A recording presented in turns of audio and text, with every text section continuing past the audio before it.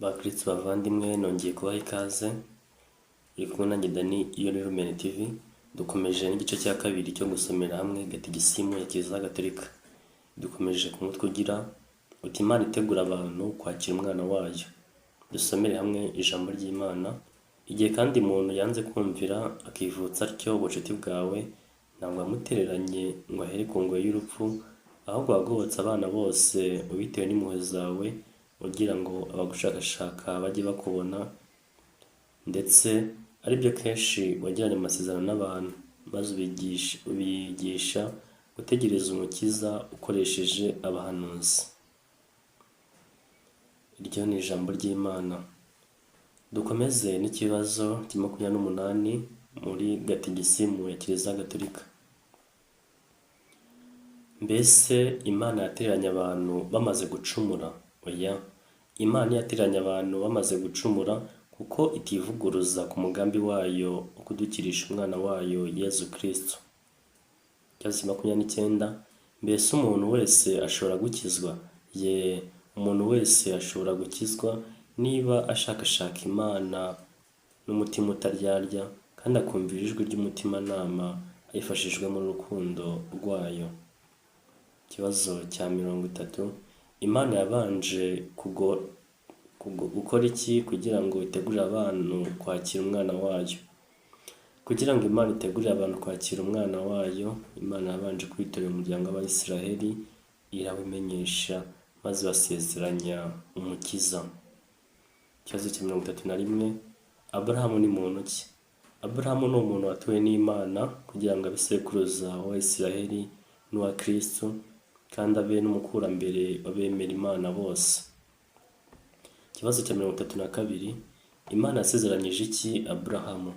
Imana yasezeranyije Aburahamu imubwira iti nzakugira umuryango munini kandi imiryango yose y'isi izagwirwamo umugisha. Intangiriro 12:2-3. Ikibazo cya 33. Umugisha Aburahamu yahawe wageze ku miryango yose ute? Umugisha Aburahamu yahawe wageze ku miryango yose igihe Imana yoherereje abantu umukiza yabasezeranyije, ari we umwana wayo Yezu Kristo. Ikibazo cya 34. Musa ni muntu ki? Musa ni umuntu watowe n'Imana kugira ngo arusheho kumenyesha Abisiraheli Imana imwe rukumbi, abavane mu bucakara maze abayobore mu gihugu Imana yabasezeranyije. Nuko Imana ibwira Musa iti ntuhoraho, irongera iti uzabwire utyo Abisiraheli uti Uhoraho niwe ubatuyemo. Imana yongera kubwira Musa iti uzabwire Abisiraheli uti Uhoraho Imana y'abakurambere banyu, Imana ya Aburahamu, Imana ya Izaki, Imana ya Yakobo yabantumyeho. Ngiryo izina ryanjye iteka ryose, nguko uko bazajya banyambaza kuva mu gisekuruza kugera mu kindi. Yimuka Misiri 3 umutwe wa 14 kugeza kwa 15. Ikibazo cya 35. Pasika y'Abisiraheli twibutsa iki? Pasika y'Abisiraheli twibutsa ko Imana yaje gukiza umuryango wayo, yawukuye mu bucakara bw'Abanyamisiri, ibambutsa inyanja maze iwuganisha mu gihugu yari yarawusezeranyije. Ikibazo cya 36. Isezerano rya kera Imana yagiranye n'umuryango w'Abisiraheli ni irihe? Isezerano rya kera Imana yagiranye n'umuryango w'Abisiraheli ni iri: nimukurikiza amategeko yanjye nzababera Imana, namwe mumbere umuryango. Yimuka Misiri 19:6-7. Ikibazo cya 37. Dawudi ni muntu ki? Dawudi ni umuntu watowe n'Imana, aba umwami w'ikirangirire n'umuryango w'Abisiraheli, anamufasha kudahemuka ku isezerano bari baragiranye n'Imana. Ikibazo cya 38. Imana yasezeranyije iki Dawudi? Imana yasezeranyije Dawudi imubwira iti mu rubyaro rwawe hazavuka umukiza, azaba umwami w'ikirangirire kandi ingoma ye izahoraho iteka. Ikibazo cya 39. Muri Bibiliya uwitwa umuhanuzi ni muntu ki? Muri Bibiliya uwitwa umuhanuzi ni umuntu watowe n'Imana ngo yigishe abantu mu izina ryayo kandi abafashe gukurikiza isezerano n'amategeko yayo. Ikibazo cya 40. Mbese umuryango w'Imana wakomeje isezerano? Oya, umuryango w'Imana ntiwakomeje isezerano, ko kenshi wibagiwe Imana, usenga igirwamana kandi usuzugura amategeko yayo, ukora ibyaha. Ikibazo cya 41: byagendaga bite iyo umuryango w'Imana wahemukaga? Iyo umuryango w'Imana wahemukaga, Imana ntiyawutereranaga, ahubwo yakomezaga kubabarira kugeza n'aho iwubwira iti nzabashyiramo umutima mushya, tuzajyana isezerano rishya, nzashinga muri mwe ubwami bwanjye. Ikibazo cya 42: bahanuzi bavuze ko azaza ninde?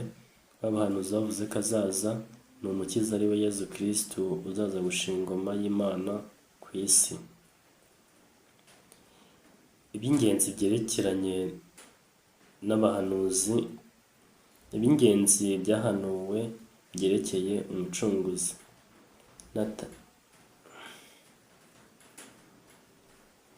Ikibazo cya 43: abumvaga abahanuzi bagenzaga bate? Abumvaga abahanuzi ntibagenzaga kimwe, bamwe ntibabyitagaho ahubwo bakabatoteza, abandi bakumva ko bagomba guhindura imitima yabo ngo bakire neza umukiza.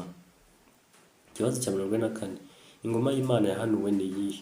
Ingoma y'Imana yahanuwe ni iy'ubutungane, ubutabera, urukundo n'amahoro Yezu Kristo azanira abantu bose. Ikibazo cya 45: isezerano rishya ryahanuwe ni irihe? Isezerano rishya ryahanuwe ni isezerano rishingiye ku rukundo Imana ifitiye abantu bose. Kristo ni we uryuzuza, aduhuriza twese mu muryango we mushya. Ikibazo cya 46: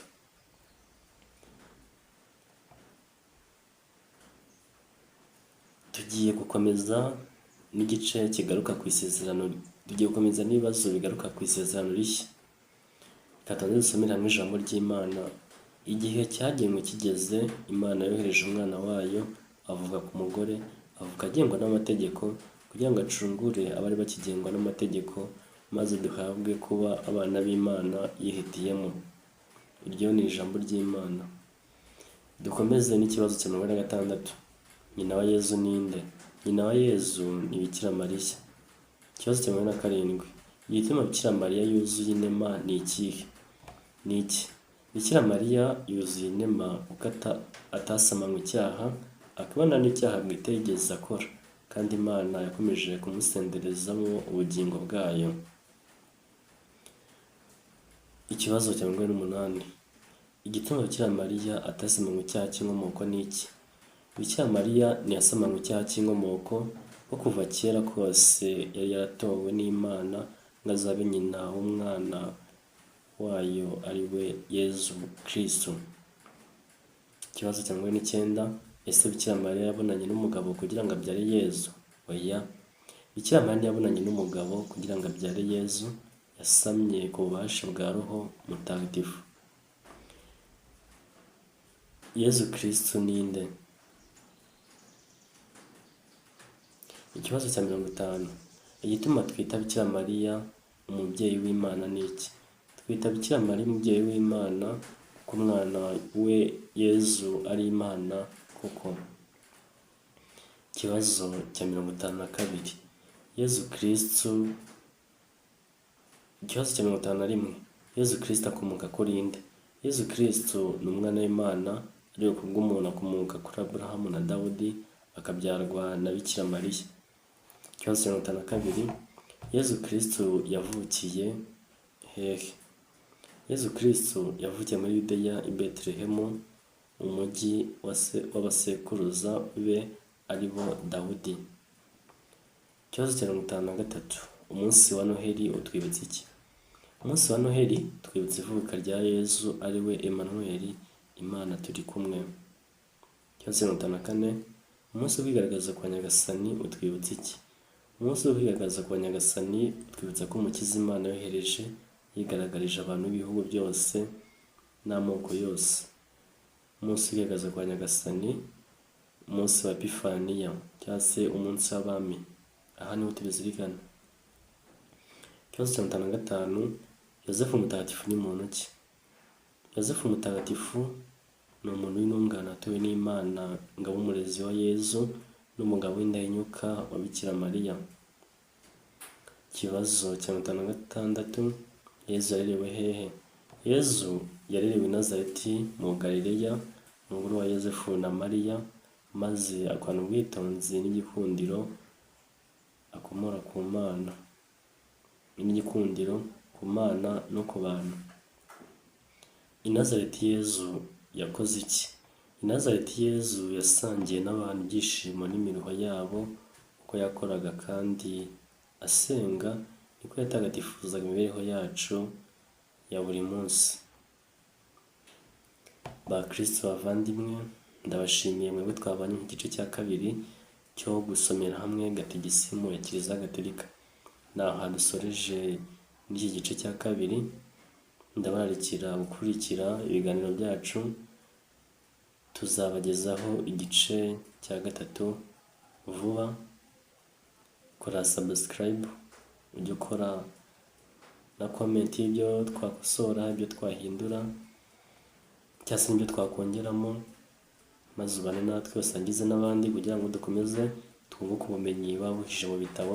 Abenshi hari ukuntu batabasha gusoma, ariko mu gihe cy'ikoranabuhanga iyi Lumen TV nzajya musanga kuri YouTube, dukora naho ku zindi mbuga zitandukanye, Facebook, TikTok, WhatsApp, naho hari channel ikomeye ndabashyiraho link murayibona. Abatabasha gusoma ibitabo ariko telefone ziba zihari cyangwa se na televiziyo, mugafungura mugakomeza kwihugura mu bijyanye na liturujia, mu bijyanye n'ijambo ry'Imana, mu bijyanye n'ubumenyi tuba tugomba kumenya n'abakristo Gatolika.